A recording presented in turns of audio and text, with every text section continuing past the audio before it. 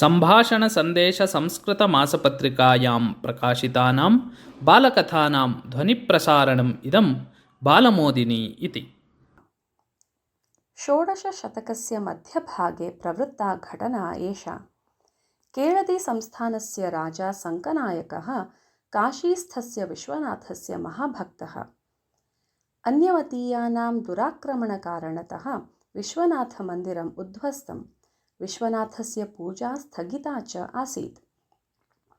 एषा घटना सङ्कनायकं तुदति स्म। विशेषतः देशस्य दक्षिणकोणे स्थितस्य लघुसंस्थानस्य मुख्यः सः कथं वा शक्तिबलेन काशी अन्यमतीयात् मुक्तां कृत्वा विश्वनाथपूजां व्यवस्थापयितुं शक्नुयात्। अतः सः सङ्कल्पितवान्, एतदर्थम् उपायमार्गः आश्रयणीयः इति। अतः सः राज्यम् अनुजाधीनं कृत्वा काषायवस्त्रं धृत्वा देहलीं प्रति प्रस्थितवान्। देहल्याम् अकबरस्य प्रशासनम् आसीत्। अकबरस्य सेनापतिः अङ्कुशखानः मतान्धः महापराक्रमी च। सः दुर्गद्वारे खड्गमेकम् उत्तोल्य घोषितवान् आसीत्, यः आत्मानं खड्गयुद्धनिपुणं मन्येत सः मया सह युद्धं कुर्यात् इति। देहलीं गतः सङ्कनायकः घोषितवान्, अहम् अङ्कुशखानेन सह खड्गयुद्धं कर्तुं सज्जः इति।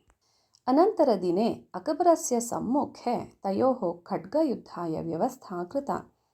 सङ्कनायकः महत्कौशलं प्रदर्शयन् अल्पे एव काले अङ्कुशखानस्य शिरश्छेदमेव अकरोत्।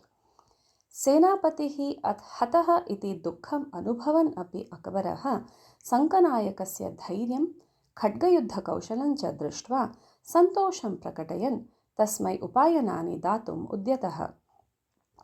तत् निराकुर्वन् सङ्कनायकः अवदत्, एतानि मास्तु मह्यम्, अहं काश्यां विश्वनाथस्य पूजां व्यवस्थापयितुम् इच्छामि, तदर्थम् अनुज्ञा देया इति। अकबरः सहर्षम् अनुज्ञां दत्तवान्। ततः काशीं गतः सङ्कनायकः विश्वनाथस्य पूजायाः पुनः आरम्भाय योग्यां व्यवस्थां परिकल्पितवान्। गङ्गातीरे स्थितानां स्नानघट्टानां, तीर्थानाम्, अनेकेषां देवालयानां च उद्धारं कृत्वा सुदूरस्थेभ्यः प्रदेशेभ्यः आगच्छतां भक्तानां कृते अनेकविधाः व्यवस्थाः उपकल्पितवान्। काशीतः सुदूरे स्थित्वा अपि स्थगितायाः विश्वनाथपूजायाः व्यवस्थायाः पुनरपि आरम्भम् उपायेन साधितवतः सङ्कनायकस्य प्रयासः नितरां स्तुत्यः एव ननु।